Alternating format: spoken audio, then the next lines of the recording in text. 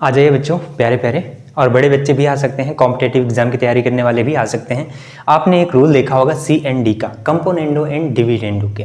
क्या आपको ये रूल आता है? अगर नहीं तो 5 मिनट हमारे साथ रहिए, आपको ये रूल बहुत अच्छी तरह से आ जाएगा। ये दोनों टर्म अलग अलग हैं, जरा सीख लेते हैं जल्दी से, टाइम वेस्ट ना करते हुए। जैसे मान लो तुम्हारे पास एक अनुपात दिया है, अब ये अनुपात कुछ भी हो सकता है, x/y, और आगे दिया है, ये कुछ और ले लेते हैं, A/B और C/D। मान लेते हैं ये इस अनुपात में, ये इस अनुपात में, दोनों अनुपात बराबर हैं। तो C&D कैसे लगाते हैं?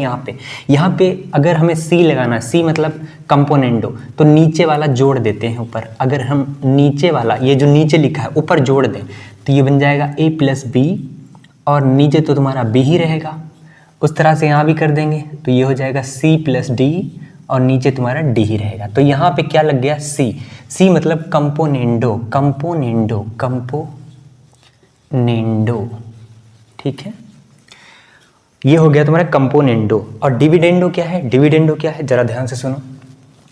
अगर हम इसी चीज में ये कर दें, ऊपर वाला हम ऐसे ही रखें, ऊपर वाला नंबर हम ऐसे ही रखें, और नीचे वाला नंबर ऊपर वाले में से घटा दें, नीचे वाला नंबर ऊपर वाले में से घटा दें, ठीक है।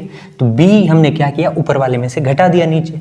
D को हमने क्या किया? ऊपर वाले में से यहाँ पे घटा दिया। तो इसमें कोई फर्क नहीं पड़ेगा, जो इसकी वैल्यू थी वही इसकी वैल्यू रहेगी। तो यहाँ पे हमने कंपोनेंडो किया था, मतलब कि नीचे वाला नंबर ऊपर जोड़ दिया, और यहाँ पर हमने लगा दिया है डिविडेंडो, यानी कि नीचे वाला नंबर ऊपर वाले में से घटा दिया है, ठीक है। तो ये तुम्हारा हो जाएगा डिविडेंडो। ये तुम्हारा कंपोनेंडो है जब ऊपर जोड़ देते हैं, ये तुम्हारा डिविडेंडो है जब नीचे घटा देते हैं। और जब ये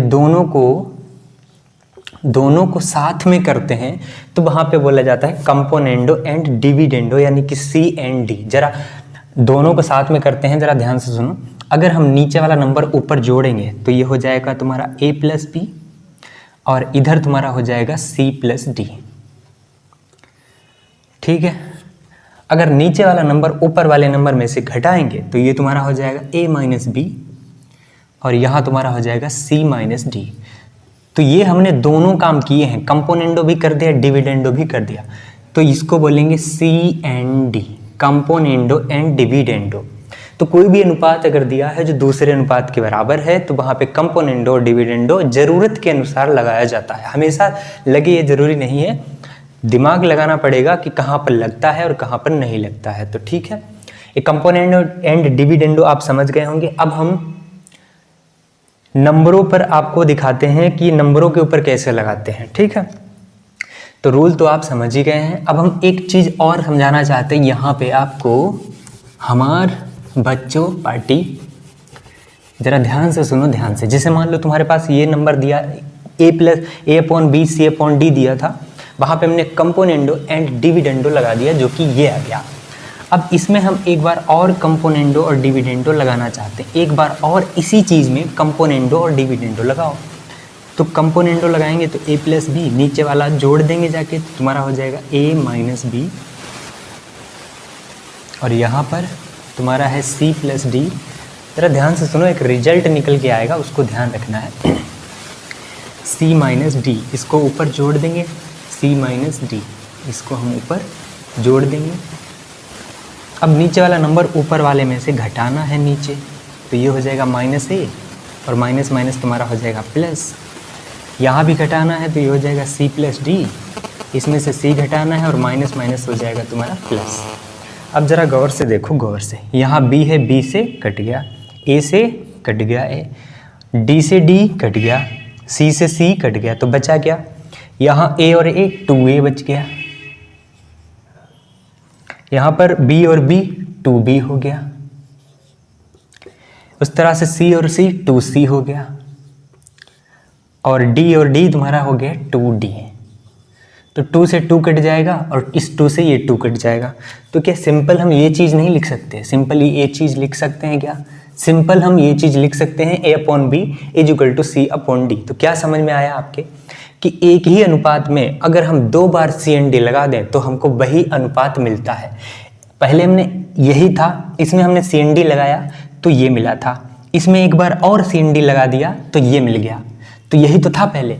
मतलब आपको क्या समझ में आया कि अगर एक अनुपात दिया हो उसमें हम एक बार यानी 2 बार CND लगा दें, CND 2 बार लगा दें तो हमको क्या मिलेगा? वही मिलेगा जो यहाँ था। ठीक है, तो ये रिजल्ट है। आपको याद रखना है कि किसी भी अनुपात में 2 बार CND लगाने से हमको वही मिलता है। ये चीज़ काम की है, आपके याद रखना। अब हम नंबर के ऊपर आपको दिखाते हैं कि कैसे इसको अप्लाई करना है। आखिर बता तो दिया, लेकिन एग्जाम्पल देकर बताइए सर जी। ठीक है, एग्जाम्पल भी देख लो। जैसे मान के चल रहे हैं हम, तुम्हारे पास 3/4 और 5/7 ये कोई नंबर है। मान लेते हैं थोड़ी देर के लिए ये अनुपात इस अनुपात के बराबर है। हालांकि बराबर नहीं है, लेकिन मान लेते हैं थोड़ी देर के लिए। एक बार CND लगाओ। अगर हम एक बार CND लगाएंगे तो नीचे वाला वो नंबर ऊपर जोड़ेंगे, नीचे वाला नंबर ऊपर जोड़ेंगे, 7 हो गया। और ऊपर वाले में से नीचे वाला घटाएंगे तो -1 हो गया। नीचे वाला नंबर ऊपर जोड़ेंगे, ऊपर वाले में से नीचे वाला घटाएंगे, -2 हो गया। बात आई समझ में? बिल्कुल समझ में आई। ये हमने CND एक बार लगाया है। एक बार और लगा देते हैं, एक बार और लगा देते हैं। अगर हम एक बार और लगा देते हैं तो क्या मिलेगा? ज़रा गौर से देखो।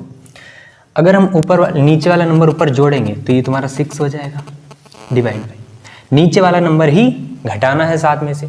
अगर घटाएंगे तो माइनस का ऑलरेडी है, माइनस माइनस प्लस हो जाएगा, यानी कि 7 और 1 8 हो जाएगा।